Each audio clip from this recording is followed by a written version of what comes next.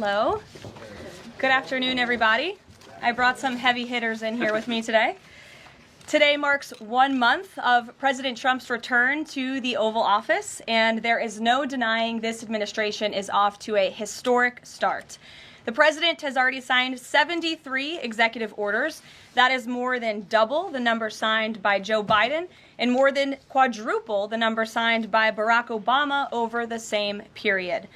These executive orders have ended burdensome regulations, sealed the border, unleashed our domestic energy sector, eliminated divisive DEI from our federal government, stopped the weaponization of government, cut waste, fraud, and abuse, reinstituted America First trade and foreign policies, and ultimately restored common sense. The president also signed the Laken Riley Act into law, which ensures ICE will detain illegal aliens arrested or charged with theft or violence. As of today, the Senate has already confirmed 18 cabinet-level nominees, which is more than at this point under the Obama administration in 2009, and more than double the pace of the Biden administration in 2021.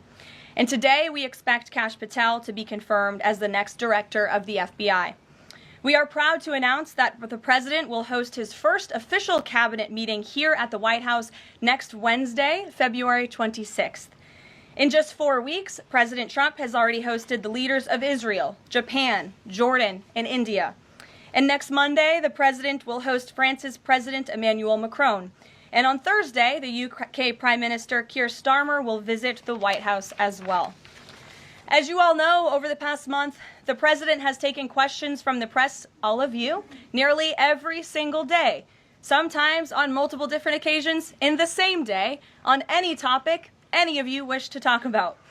President Trump set the tone on this approach immediately when he took more than 12 times the questions in his first few hours in office, as Joe Biden did in his entire first week.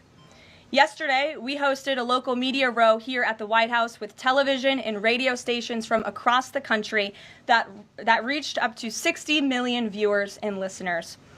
In our ongoing pursuit of transparency on this 1 month celebration, I am thrilled to bring 3 of my colleagues and our policy experts here at the White House to further recap this incredible first month of accomplishments in greater detail. We have Deputy Chief of Staff for Policy and Homeland Security Advisor Stephen Miller, the Director of the National Economic Council, Kevin Hassett, and our National Security Advisor, Mike Waltz. I will hand it over to them. They will deliver brief remarks on the accomplishments of this administration in the first month, and then we will open it up to Q&A. When we open up the Q&A portion, I do ask, for the sake of efficiency in this room, that you direct your question to the principal you seek an answer from, and I will call on you in this room. But first, I will let them roll through their remarks, and first up, I'll turn it over to Stephen Miller. Thank you. It's great to be back.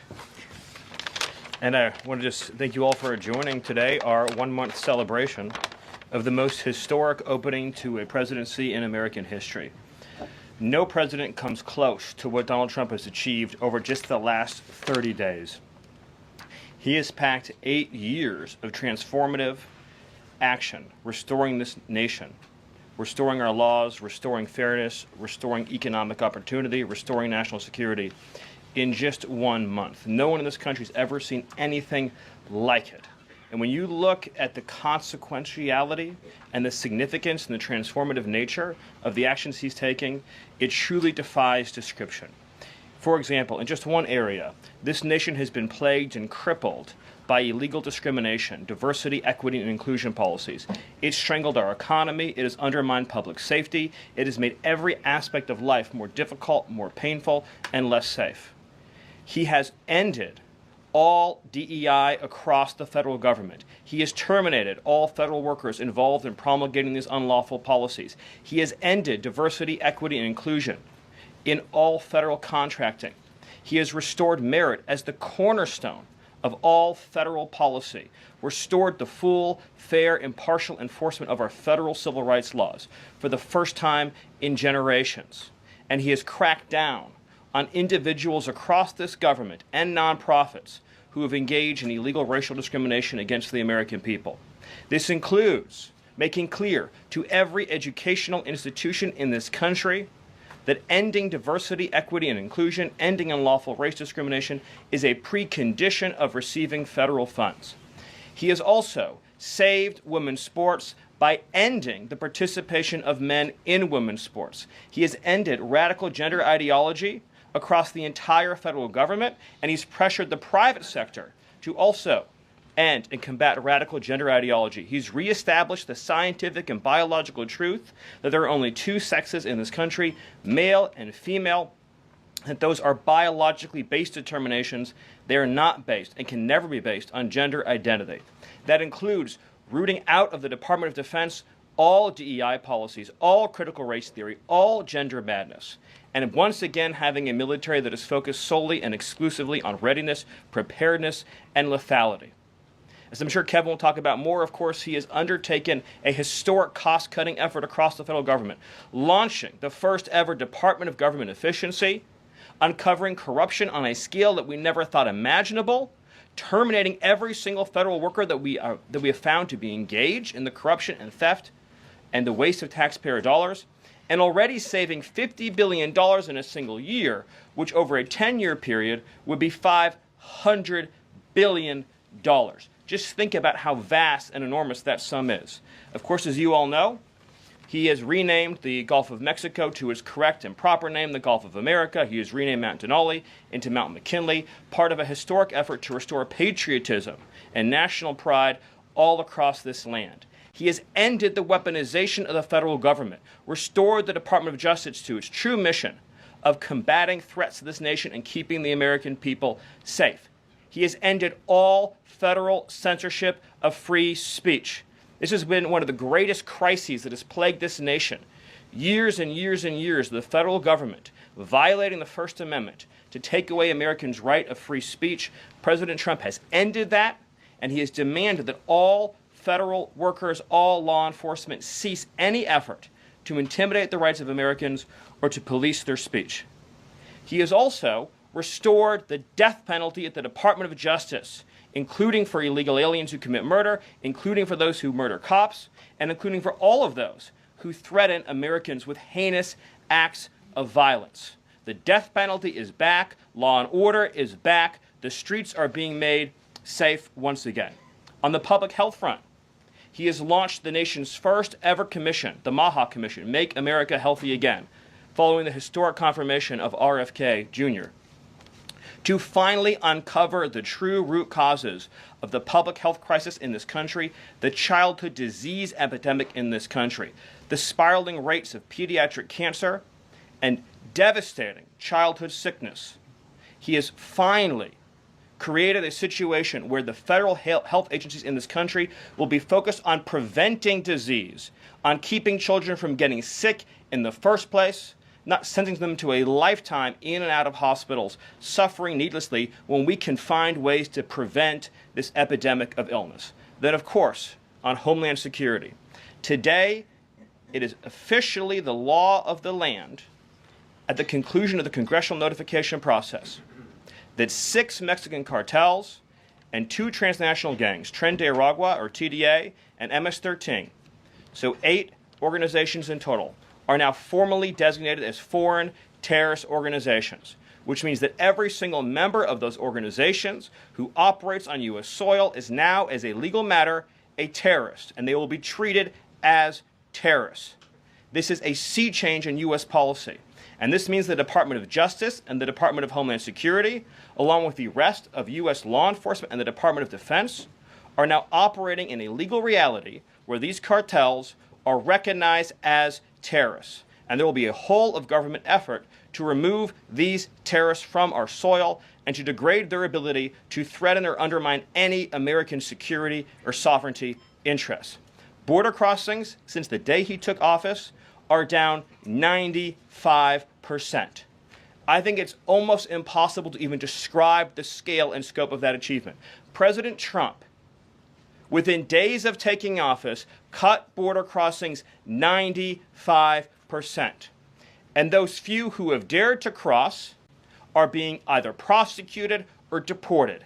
They're either facing significant jail time for trafficking, smuggling, harboring, aiding, impeding, or they are being immediately removed from our soil. Either way, at the end of the process, they are going home. He's re-implemented Remain in Mexico, and he has obtained historic cooperation from foreign countries all around the world in accepting their deportees back. And he has used the United States military to fully seal the southern border with a historic deployment of both active duty and National Guard troops, resumed the building of infrastructure. He has opened up Guantanamo Bay, and he's using military aircraft to carry out deportations all across this country. And ICE is joining with ATF, DEA, and FBI to carry out the largest deportation operation in American history. The criminals are going home. The border is sealed shut. America is safe, sovereign, proud, and free. We are a nation that everyone in the world understands all across this planet. You do not come here illegally. You will not get in. You will go to jail. You will go home. You will not succeed. This is the biggest and most successful change in any area of law enforcement that this nation has ever seen, and he did it in under 1 month. Thank you. Yes. Well, thank you, Caroline. Thank you, Stephen. One of the things that President Trump cares most about is job creation, and it was about 7 years ago I had the honor of joining you in this room for the first time, and it looks like we've created a lot more jobs in the last month. Look at how many people are here. My estimate is about 180, but I didn't count. So thank you. It's really an honor to be back here. I think that I just want to go over a few things and then hand it off to Mike. The first thing is that the president has told us to prioritize fighting inflation. And he had to do that because, as you know, President Biden let inflation get completely out of control. And he did it with policies that made no sense. They made no sense. A lot of times people say to us, our friends, the journalists, why are you doing that? But I like to think, why did they do that? Why did they spend so much money? And then why did the Fed print so much money so that we had inflation as high as we've ever seen since Jimmy Carter? So why did they do that? So we're addressing inflation. We didn't have to address it in the first term because it was always in the ones, almost always. But we're going to get it back there. And how are we doing it? Well, we're doing it with a plan that President Trump and I and others have talked about in the Oval that involves like every level of fighting inflation. First, the macroeconomic level. We're cutting spending. We're cutting spending in negotiations with people on the Hill. We're cutting spending with the advice of our IT consultant, Elon Musk. And then we're also looking into supply side things, like restoring Trump's tax cuts, maybe even expensing new factories so that there's an explosion of supply. If you have an explosion of supply and a reduction in government demand, then inflation goes way down. And then one of the things that you want to say is, well, when are you going to see it? Well, the first thing that you'll see when the markets believe that we're going to get inflation under control is that the 10-year Treasury rate goes down, because that's how they think about future expected inflation. And so we're still going to see some memory of Biden's inflation. It's not going to go away in a month. But the 10-year Treasury before the last consumer price index had dropped about 40 basis points. 40 basis points because markets were optimistic about our ability to fight inflation. 40 basis points is kind of not a fun thing to say. Economists talk that way. I apologize. But the way to think about it is, for a typical mortgage, if that affects the mortgage rate, then it's going to save a typical family buying a house about $1,000 a year. And that's just in our first month. Okay. The second thing we've done is we've had a lot of trade talks. In fact, I was just meeting a minister from Mexico with Howard Lutnick just a couple of hours ago. And we're talking about reciprocal trade, and we're also talking about the fentanyl crisis. And so reciprocal trade is about our government treating other governments the way they treat us. We want trade to be fair. It turns out that Americans have been disadvantaged by foreign governments over and over, and President Trump wants it to stop. And the fact that struck me as most noticeable when I started to look at what President Trump was asking us to do is that last year we have data, U.S. companies paid $370 billion in taxes to foreign governments. $370 billion. Last year, foreign multinationals paid us $57 billion in taxes. We have 1/4 of world GDP. They have 3/4 of world GDP, and we're paying 370, they're paying 57. This is not reciprocal. We're going to try, or we're going to, fix it. The other thing that we've done is we've had an all-of-the-above energy approach that's led by Doug Burgum and Chris and a really large team, EPA. And we've already made so many actions that are going to affect the price of energy and lower inflation. We've opened up 625 million acres to energy exploration. We've cut 50 years of red tape. that makes it so you can't have permits. And we've even made it so that when you go home, if you get a new one, then you can take a shower or flush a toilet or read under a light bulb. We're doing that too. So finally, let's just think about like the facts that we can see right now that we think are awesome. So guess what? Small business optimism has gone up by the most ever since President Trump came in. ISM, which is the measure of what's going on in manufacturing, it's expanding again for the first time in years. CEO confidence is the highest it's been in years. And the reason people are thinking this is that our policies give people cause for optimism. And then I want to reiterate what Stephen Miller said, because it's so important, and it's so important for financial markets to start to digest this, that if, say, the Treasury Secretary or any cabinet secretary with Elon Musk is able to find some savings, say $100 billion, well, in CBO land, that's actually like about 10 times that, or maybe 12 times that, over a 10-year window. And so when you're thinking about the negotiations right now over reconciliation and thinking about, well, 4 trillion, 5 trillion, well, those numbers in terms of the savings are going to end up being small because of all the waste that we're finding. And so we're incredibly optimistic about the future of inflation and the future of our economy. And we're optimistic because we're making so much progress so far, and we already see it in market prices. And with that, I'll hand it off to Mike. All right. Thanks, Gil. Well, good afternoon.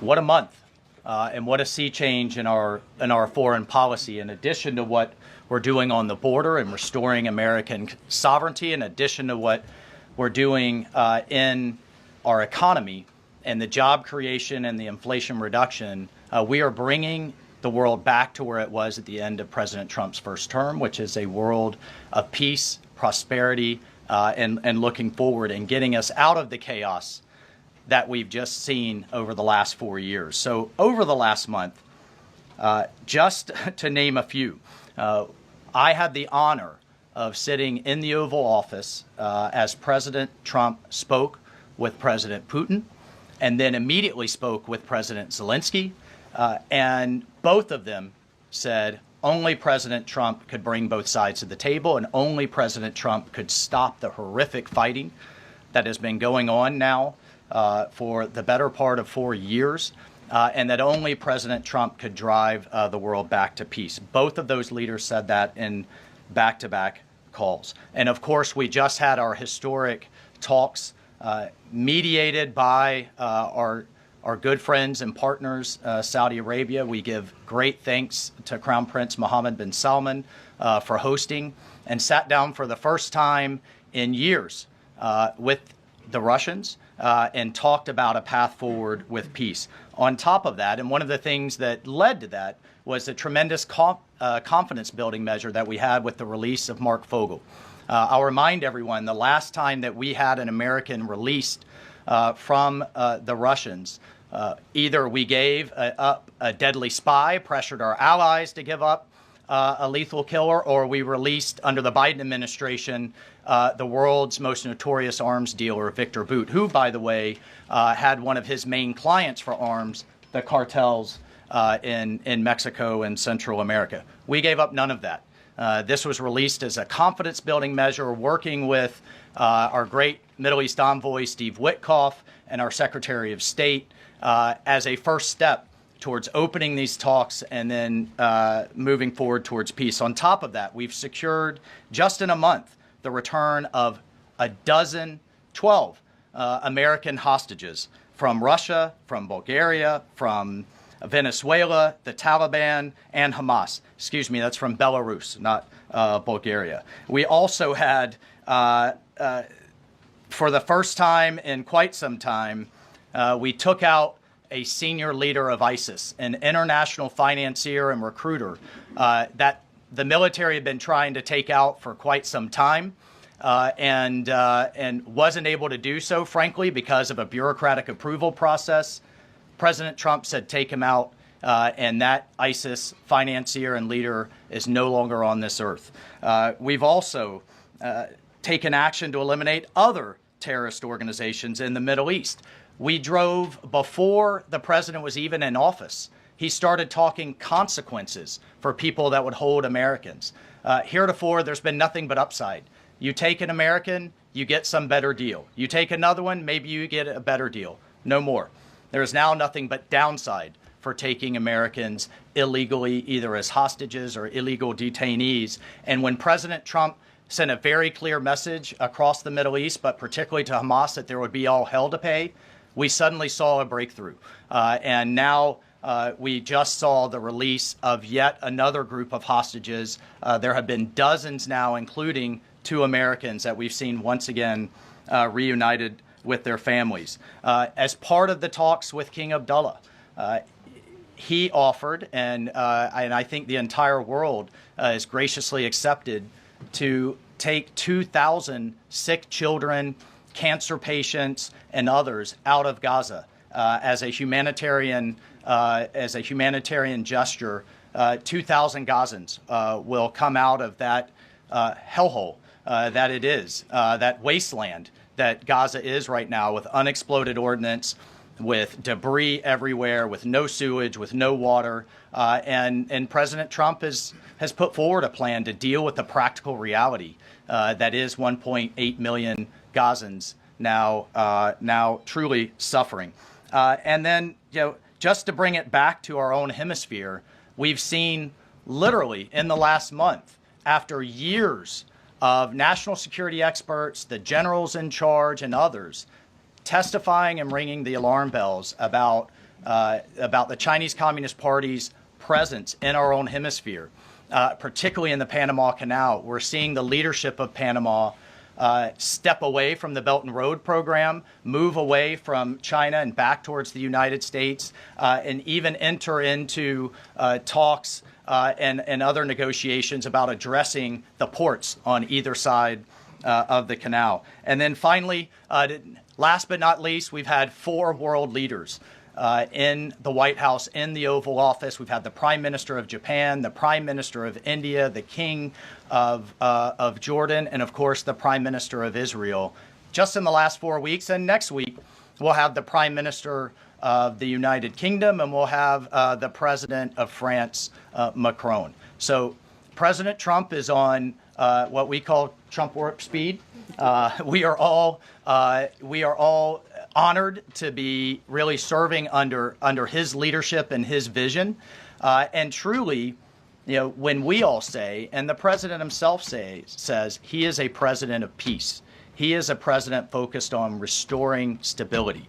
I think the entire world saw what the world will look like without strong American leadership in the last 4 years. And it's truly been an honor to get us back to where we were and back on track under President Trump's leadership.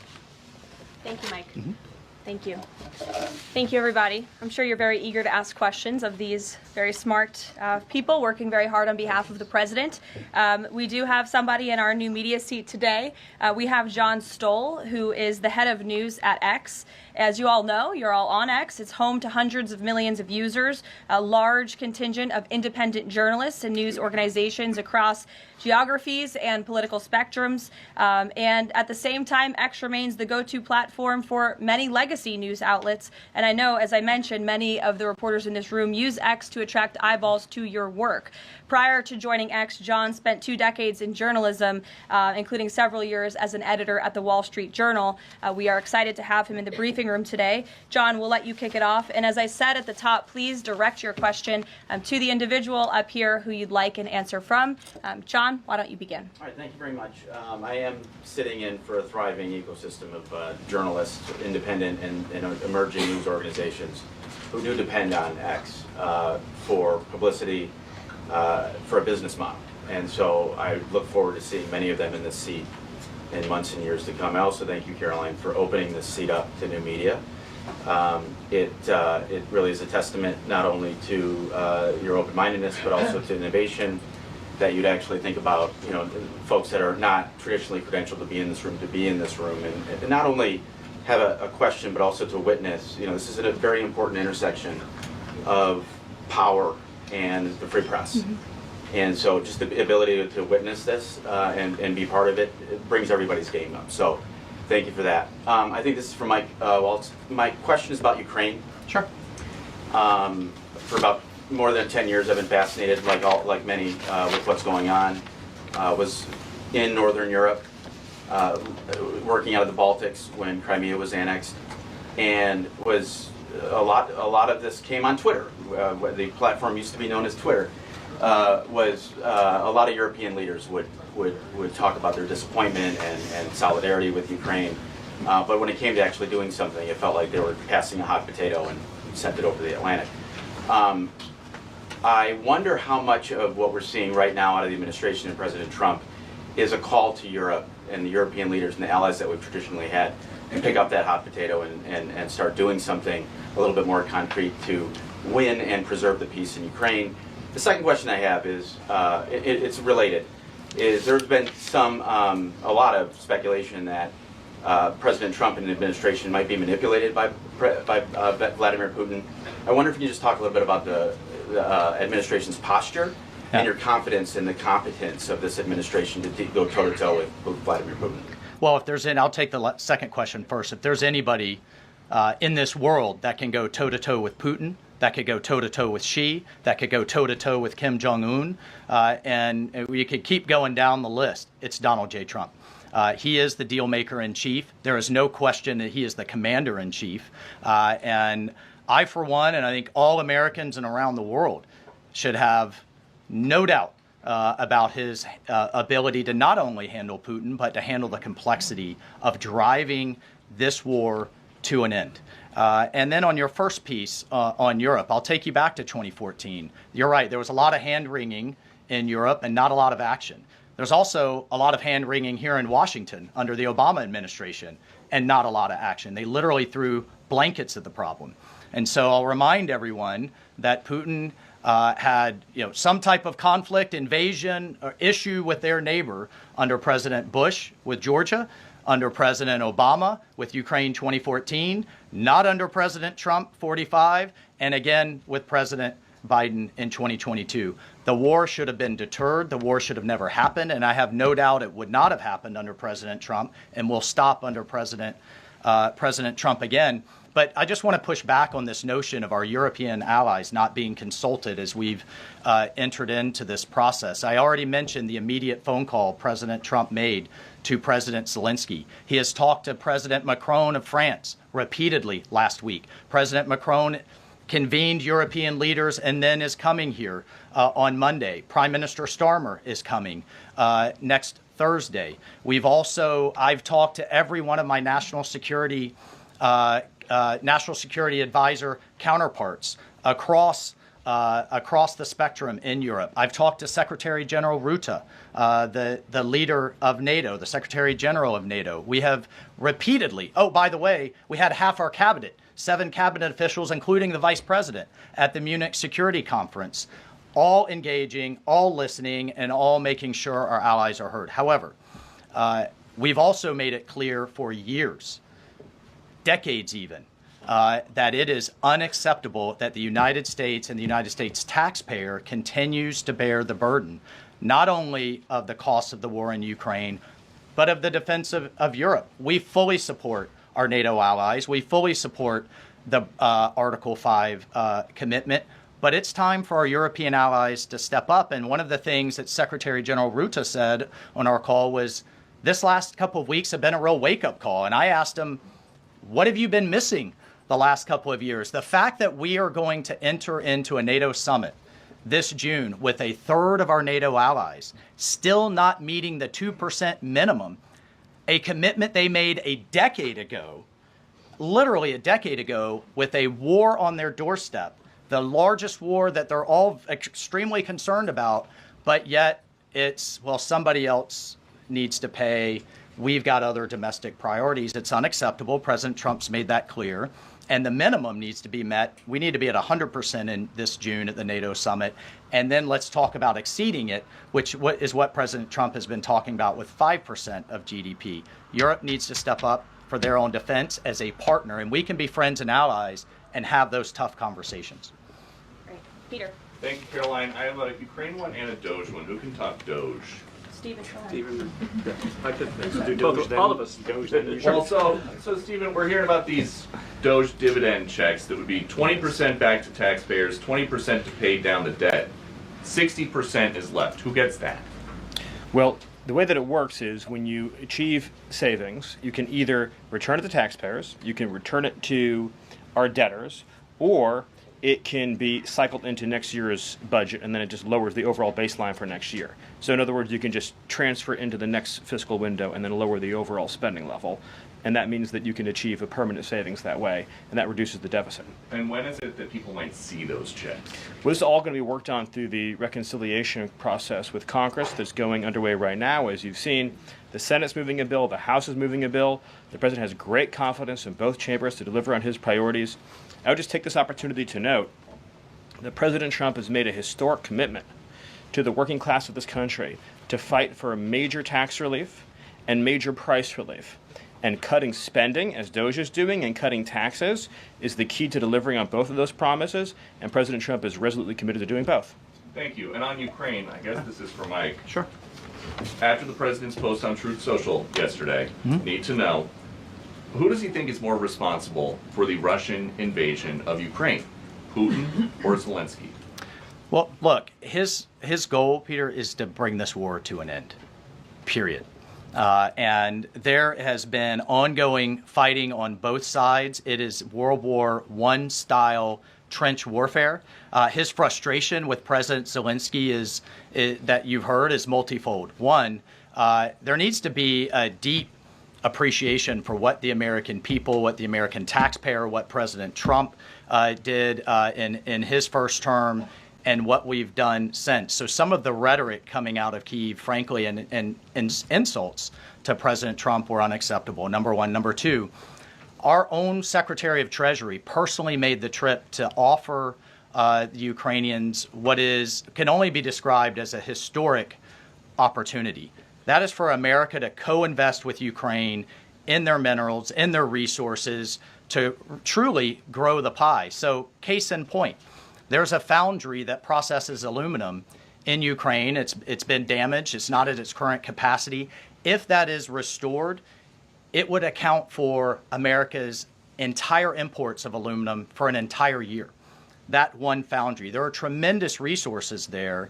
Not only is that long-term security for Ukraine, not only do we help them grow the pie with investments, but we do have an obligation to the American taxpayer in helping them recoup the hundreds of billions that have occurred. So, rather than enter into some constructive conversations about what that deal should be going forward, we got a lot of rhetoric in the media that was incredibly unfortunate. And I could just tell you, Peter, as a veteran, as somebody who's been in combat, this war is horrific. And I think we've lost sight of that, of the literally thousands of people that are dying a day, families that are going without the next generation. And I find it kind of, frankly ridiculous. So many people in Washington that were just demanding, pounding the table for a ceasefire in Gaza are suddenly aghast that the president would demand one and both sides come to the table when it comes to Ukraine, a war that has been arguably far greater in scope and scale, and far more dangerous in terms of global escalation to U.S. security. And I do have one for Caroline. Does President Trump have a bet with Trudeau about this USA-Canada hockey game tonight? And when there is a big hockey game on, is the president watching for the goals or for the fights? Probably both. I think he's watching for the United States to win tonight. I know he talked to the USA hockey team this morning. He talked to the players after their morning practice around 10 o'clock. And I also spoke to some folks from that team after. They were jubilant over President Trump's comments to the team. I believe they're going to put out a video of that call. So he looks forward to watching the game tonight, and we look forward to the United States beating our soon-to-be 51st state, Canada. Bloomberg, go ahead. My question is for Mike Waltz. Can you give us a readout of Kellogg's meeting with Zelensky that just wrapped up? And in particular, Zelensky publicly rejected this deal about the rare earth minerals. Where does that stand? Well, we're going to continue to have, he needs to come back to the table, and we're going to continue to have discussions about where that deal is going. Again, we have an obligation to the taxpayer. I think this is an opportunity. The president thinks this is an opportunity for Ukraine going forward. There can be, in my view, nothing better for Ukraine's future and for their security than to have the United States invested in their prosperity long term. And then a key piece of this has also been security guarantees. Look, the reality that we're talking about here is it in Ukraine's interest? Is it in Europe's interest? It certainly isn't in Russia's interest or in the American people's interest for this war to grind on forever and ever and ever. So a key part of his conversation was helping President Zelensky understand this war needs to come to an end. This kind of open-ended mantra that we've had under the Biden administration, that's over. And I think a lot of people are having a hard time accepting that. And then the other piece is there's been discussions from Prime Minister Starmer and also President Macron about European-led security guarantees. We welcome that. We've been asking Europe to step up and secure its own prosperity, safety, and security. So we certainly welcome that, and we certainly welcome more European assistance. As I told my counterparts, come to the table with more if you want a bigger seat at the table. And we've been asking for that for quite some time. And has Russia pushed for sanctions in your talks with them? And have you consulted with international partners and allies about potentially rolling back sanctions in these negotiations to end the war? The talks with our Russian counterparts, both with my counterpart, the National Security Advisor, Secretary Rubio's counterpart, the Foreign Minister Lavrov, it really was quite broad, focused on what is the goals for our broader relationship. But very clear that the fighting has to stop to get to any of those brighter goals. And as a first step, we're just going to do some common sense things like restore the ability of both of our embassies to function. And again, this is common sense in foreign policy world. They call it shuttle diplomacy. We have to talk to both sides in order to get to both sides to the table. And both sides have said only President Trump could do that. Deanna.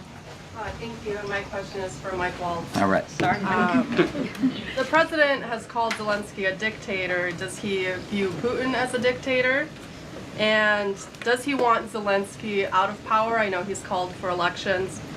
And then thirdly, the head of the Defense Committee in Ukraine's parliament just has claimed that the U.S. has stopped selling weapons to Ukraine. Is that true?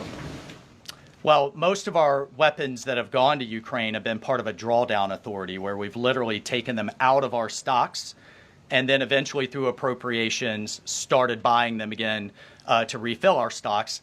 I'll just state that there has been a lag in a lot of that process. So many of our stocks, as we look at our operations around the world, are becoming more depleted. That's one of the reasons many people have had a lot of concern about when does this end? How much is it going to take? How many lives will be lost? How much will we spend? As a member of Congress, we repeatedly asked the Biden administration those questions, and we never got a satisfactory answer. Look, President Trump is obviously very frustrated right now with President Zelensky. The fact that he hasn't come to the table, that he hasn't been willing to take this opportunity that we have offered. I think he eventually will get to that point, and I hope so very quickly. But President Trump, as we made clear to our Russian counterparts, and I want to make clear today, he's focused on stopping the fighting and moving forward. And we could argue all day long about what's happened in the past. Reagan. Yeah, Thanks. what about I have a question for Stephen. Excuse me, I just called on Reagan. Reagan, go ahead. I have a question for Stephen and a question for Mike. Sure. Stephen, I can start with you. There have been Thank you. reports that Trump is unhappy with the rate of deportations and he wants them to be higher. Is the president happy with the rate of deportations, and are there any plans to speed up the process? Well, first of all, we all appreciate the encouragement from the media to deport as many illegal aliens as humanly possible. So thank you, and I will promise you that the full might of the Department of Homeland Security, the Department of Justice, the Department of Defense, and every element and instrument of national power will be used to remove, with speed, all criminal illegals from the soil of the United States of America, to enforce final removal orders, and to ensure that this country is for American citizens and those who legally belong in this country. We inherited an ICE that was completely shuttered. We inherited a Department of Homeland Security whose sole mission was to resettle illegal aliens within the United States of America. In 30 days, the president sealed the border shut, declared the cartels to be terrorist organizations, has increased ICE deportations to levels not seen in decades, and we are shortly on the verge of achieving a pace and speed of deportations this country has never before seen. Thank you. And Mike, there have been reports that there's some underground opposition to Trump's pick for Undersecretary of Defense and Policy, Elbridge Colby. Have you or anyone from the administration been personally lobbying senators to support Elbridge Colby? Look, I've worked with Bridge Colby in the past. He has the president's full support to be the Undersecretary of Policy, which will be a critical policy arm for Secretary Hegseth going forward that will implement a lot of these policies. And really, that's been to the extent of it. I think there's been a lot of kind of, breathless, back and forth in the press, but we're full speed ahead to get the president's team in place so we can implement his America First policy. Thank you. Mike has spoken pretty extensively. Does anybody have questions for Stephen or for Mr. Hassett? Nobody wants to talk about the economy? Sure. IRS? Okay, go ahead. This would be for either one of you. So we reported, several other outlets have reported that about 3,500 people are due to be lose their jobs at the IRS by the end of the week.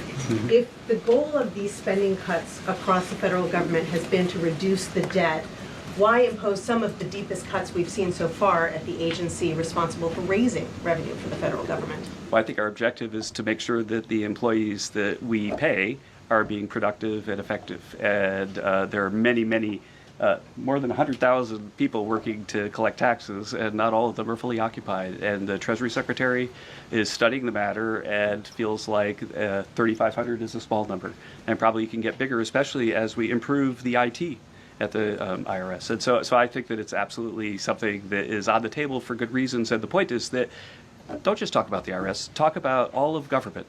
That there are so many places. I live in D.C. You maybe live in D.C. where nobody's going to the buildings.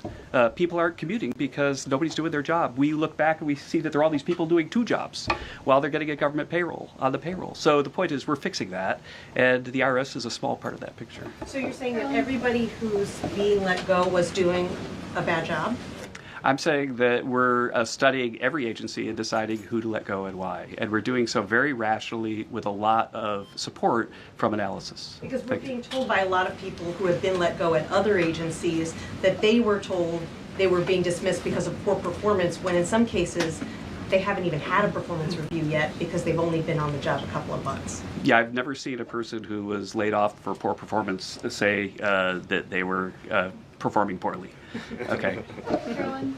Good point. Sure, Caitlin. I have a question. I'll start with you, Kevin Hassett. Thank you for being here. And then I've got a question for Mr. Waltz. On these potential checks that you might send out from DOJ, is there a concern as you're thinking through this that they could be inflationary? Oh, absolutely not, because imagine if we don't spend government money and we give it back to people, then if they spend it all, then you're even.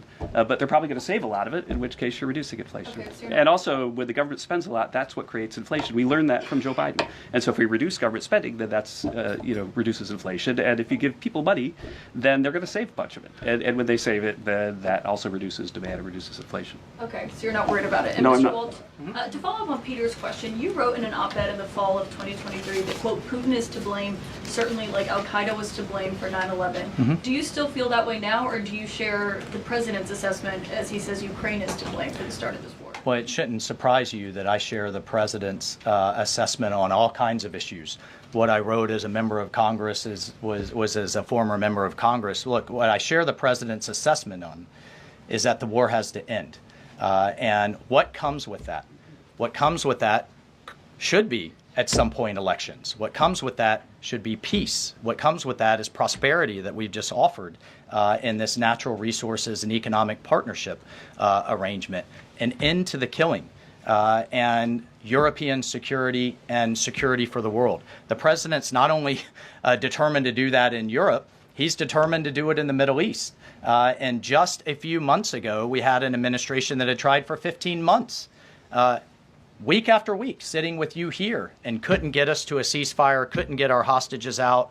Now we're at that point. We're back to maximum pressure on Iran, and we have just begun, and we will drive towards a ceasefire and all of those other steps. I'm not going to pre-negotiate or get ahead of the sequencing of all of that. It's a very delicate situation. But this is a president of peace, and who here would argue against peace? Okay, so you do share that assessment. And can I follow up? In 2017, go ahead, then Jordan. President Trump. Go ahead, Can I just Jordan. follow up really You quick? just had 2 questions, May Caitlin. I Jordan, just- go ahead. I have an important follow-up. Jordan, from go my ahead. So, Go ahead. Mr. Hassett, you were speaking about tariff revenue, and you also addressed a question about the IRS.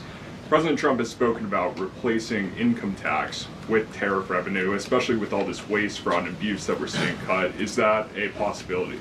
Absolutely. And in fact, if you think about the China tariff revenue that we're estimating is coming in from the 10% that we just added, plus the de minimis thing, that it's between $500 billion and $1 trillion over 10 years is our estimate. And that's something that is outside of the reductions that markets are seeing through the negotiations up on the Hill. And so we expect that the tariff revenue is actually going to make it much easier for Republicans to pass a bill, and that was the president's plan all along. And then I have a question for Stephen Miller about DOGE. So you spoke about DOGE. You said roughly $50 billion is set to be cut in a year of waste, fraud, and abuse by unelected bureaucrats. We're hearing this ironic narrative from the president's critics and the left-wing media that Elon Musk is an unelected bureaucrat and he's doing all this terrible stuff. Isn't one of DOGE's objectives to get rid of the federal bureaucracy, the deep state? And also, who was running the White House when Joe Biden was in office? Because I don't know a single person who believes it was Joe Biden. Yes. You're tempting me to say some very harsh things about some of our media friends. Yes, it is true that many of the people in this room for 4 years failed to cover the fact that Joe Biden was mentally incompetent and was not running the country. It is also true that many people in this room who have used this talking point that Elon is not elected fail to understand how government works. So I'm glad for the opportunity for a brief civics lesson. A president is elected by the whole American people. He's the only official in the entire government that is elected by the entire nation, right? Judges are appointed, members of Congress are elected at the district or state level, just one man. And the Constitution, Article 2, has a clause known as the vesting clause, and it says the executive power shall be vested in a president, singular. The whole will of democracy is imbued into the elected president. That president then appoints staff to then impose that democratic will onto the government. The threat to democracy, indeed the existential threat to democracy, is the unelected bureaucracy of lifetime tenured civil servants who believe they answer to no one, who believe they can do whatever they want without consequence, who believe they can set their own agenda no matter what Americans vote for. So Americans vote for radical FBI reform, and FBI agents say they don't want to change. Or Americans vote for radical reform on our energy policies, but EPA bureaucrats say they don't want to change. Or Americans vote to end DEI, racist DEI policies, and lawyers at the Department of Justice say they don't want to change. What President Trump is doing is he is removing federal bureaucrats who are defying democracy by failing to implement his lawful orders, which are the will of the whole American people. Thank you. Thank you very much, everybody. I'm looking at the clock. We've almost had an hour of time. I know a couple of these individuals have a meeting to get to at 2 p.m., so you're welcome to follow up with my team for further questions. We're going to let these guys get back to running the United States government, and we will see you all later. President Trump will be speaking at 3 o'clock at the Black History Month reception. So thank you. It's good to see you. We'll see you in a bit. Thanks. Are you watching the Black History Month reception, Mr. Miller? Stephen, on the thought, should we expect indictments of the